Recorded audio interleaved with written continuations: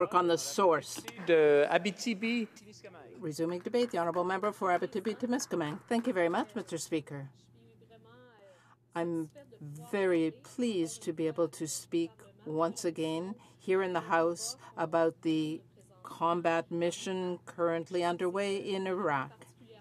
This is a very important issue at this time, and I'm pleased to be able to take part in the debate today.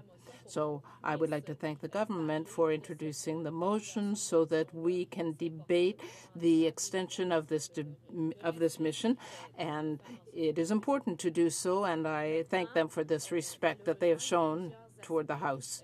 Now, there are a number of aspects of the mission that have not been corrected. We still don't have a specific plan, specific objectives for the mission. The member for Outremont has asked a number of questions and did so when the former Prime Minister was in office, never got any answers. Now we have a number of basic questions that have not been answered. We don't know what the costs are. We don't know what the impact will be in that area, in the area of spending. We don't know how long the mission will last. This extension seems to be for 2 years, so we are really in limbo here. We don't know how long we are going to be involved, and that's unfortunate. So this lack of objectives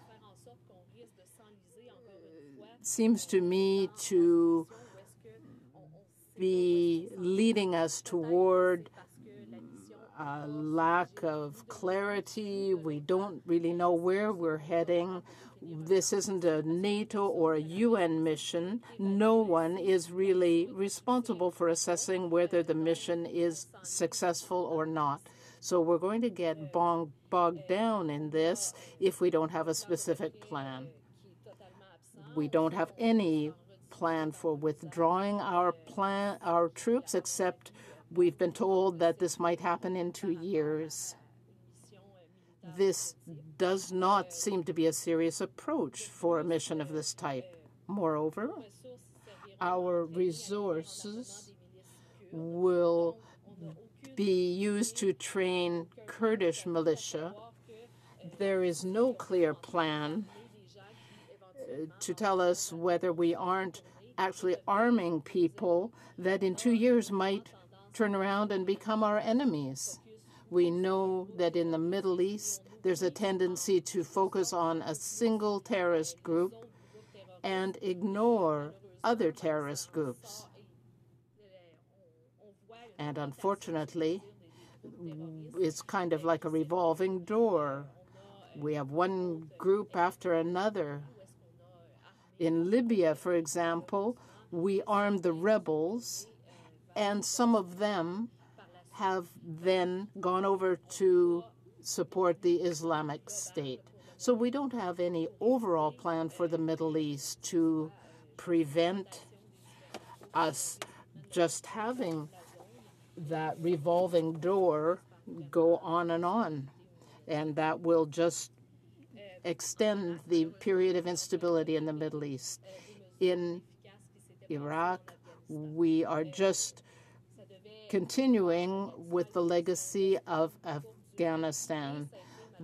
That was supposed to be a short-term specific intervention, but it ended up to being, a very long intervention. We had 40,000 people who died. We had so many people wounded, and it lasted for years. So that had a major impact. We had to increase our medical staff because we did not really foresee that we would have all these wounded people, that we would have all of these consequences when the soldiers came back. When we decide on the direction of a mission and the approach that we're going to take, we need to think about the consequences. And here we don't have a specific plan with specific objectives. The Liberals made promises during the election campaign. They said that they were going to end the mission in Iraq, the combat mission. But, in fact, we know that the trainers will be on the front lines working with soldiers. So we can't really say it's simply a training mission. We're not talking about Iraqi soldiers getting theoretical training provided by Canadian soldiers. We have our military on the front lines accompanying those Iraqi soldiers. And so our military are under threat.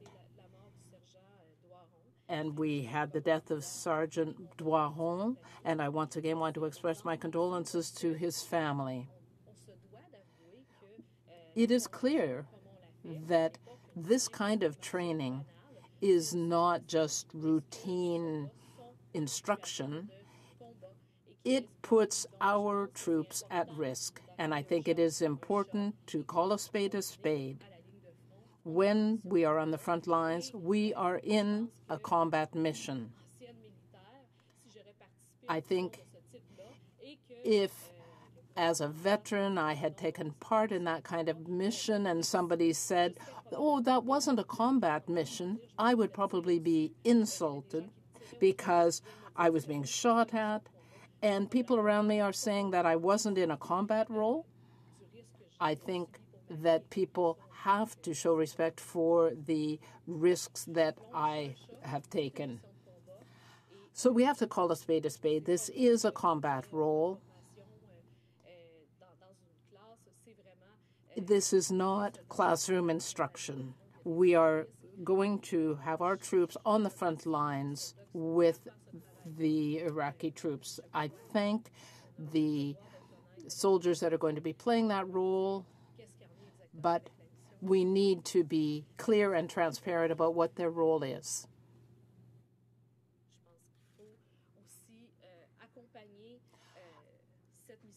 In addition, I think that the mission needs to have a number of other aspects added to it.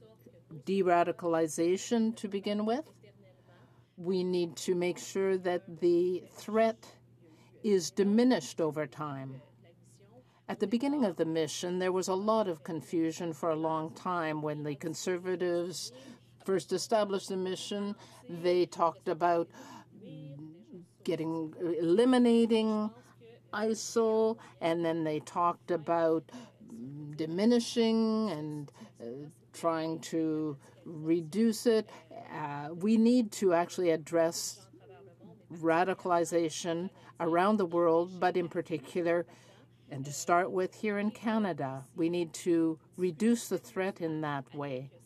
We need to seriously talk to certain nations that export terrorist ideologies. We have to do a lot more, therefore, in the area of de-radicalization so that we can talk intelligently about these issues. We can take major steps to prevent young people from getting involved in these terrorist groups. We can catch them, reach out to them before they are radicalized. And then when it comes to the sale of arms, we can make sure that Canada is not selling arms to groups or nations and then seeing them fall into the hands of terrorist groups. That's another important measure. We also, generally speaking, need to work to create a climate of stability in the Middle East. We need to work globally to do that. We need to work with our allies. We need to make sure that we don't limit ourselves to a short-term approach. the current mission needs to deal with these issues intelligently and make sure we don't add to the confusion. Thank you, Mr. Speaker, and I will be pleased to answer any questions. The honourable member for Laval-les-Îles. Thank you, Mr. Speaker. I thank my colleague for this explanation. My colleague said many times that there's no precise plan nor any precise objective for Canada's mission in Iraq. Mr. Speaker, I wonder, training an army so that it can act effectively in the theater of operation and starts to win village after village, province after province, as we are seeing right now, is exactly what's happening. The Iraqi army, in terms of, is being helped with intelligence so that the planes can attack ISIS positions. If that's not a precise objective or plan, can she explain what is a precise objective or plan? The honourable member for Abitibi-Témiscamingue. Thank you very much, Mr. Speaker.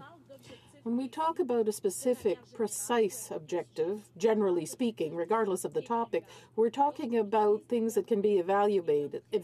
When you say help, that's very vague. It can't be evaluated. If you talk about conquering villages or reconquering villages, you'd have to know the names of these villages, the timetable. If the objective is to reconquer such and such a village by such and such a date, that's a precise objective. We know what we're trying to do, and we can evaluate whether or not we have achieved our objectives. If we're talking about reducing ISIS troops, if we have a specific number in mind, we want to say, for instance, we want to reduce their troops by 10,000 by such and such a date, we'd have an objective then. We could evaluate that. But in this case, there is no specific objective that can be assessed by which we can determine whether we have achieved our objectives and whether we need to reorient our action in the field. Or, on the contrary, if the situation is going well, or we can perhaps even have more stringent objectives. But among all these objectives named by the member, there is nothing that can be evaluated. Questions and comments? The honourable member. Thank you, Mr. Speaker. I would like to thank the member for her speech. I'm interested to discuss her idea that we shouldn't have a combat mission, that we should take no military action whatsoever. If we would not take action at this time, when Canadians have been killed and when Canada has been singled out by ISIL to be targeted, when would she suggest military action be taken? When ISIL shows up at her door to rape and kill her and cut off her children's heads and her husband's as well?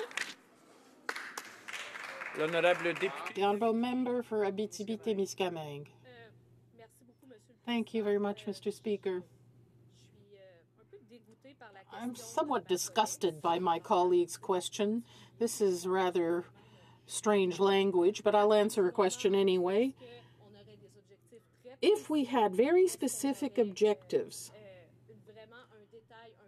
and a detailed, precise plan on a military action where we knew where we were going, if we knew that it responded to the needs of NATO or the UN, the New Democrat opposition could look at this and revisit it. But right now, there is no specific plan. There is no specific objection.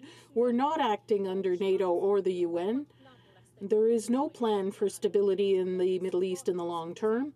So we don't know whether the mission we're carrying out will be advantageous to another terrorist group that's an enemy of ISIS, and in a few years it'll be another terrorist group that will emerge from the situation. We have no idea where we're going with this in the long term when it comes to stability in the Middle East. Given that, I don't think it's reasonable to have a combat mission, and we must concentrate on the influx of money, eliminating that from the hands of terrorists. de-radicalizing our youth, not to create new combatants, provide humanitarian and medical aid through the Canadian Armed Forces. And perhaps, yes, we could train soldiers, but not at the front lines, but in a much more general way so that their lives aren't in danger. Resuming debate. The Honourable Member for Guelph.